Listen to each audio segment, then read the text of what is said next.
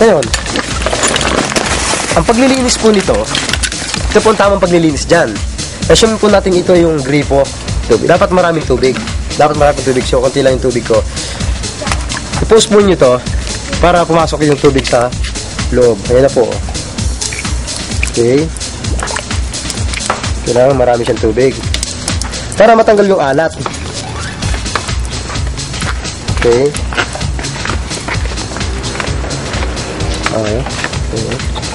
Okay, tubig pa kasi dapat sigurado na. Okay? Ngayon, manual po niyan, inflation, kasi kailangan malagyan siya ng hangin sa loob. Okay? Ganito po, manual inflation.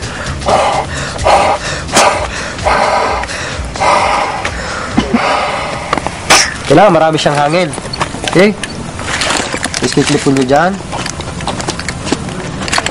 Okay? Ngayon, pwede po siyang i-shake para yung fresh water, umikot siya loob ng bisik para malis yung hangin.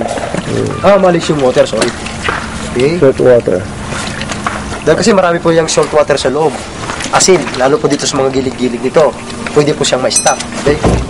Ngayon, pwede po nyo sadyang padaanin yung water. Yeah. Kasi dito sa deflate, pwede po dyan. Pwede po dito. At pwede rin po dito sa deflate.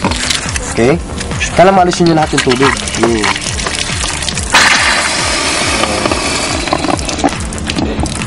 Okay.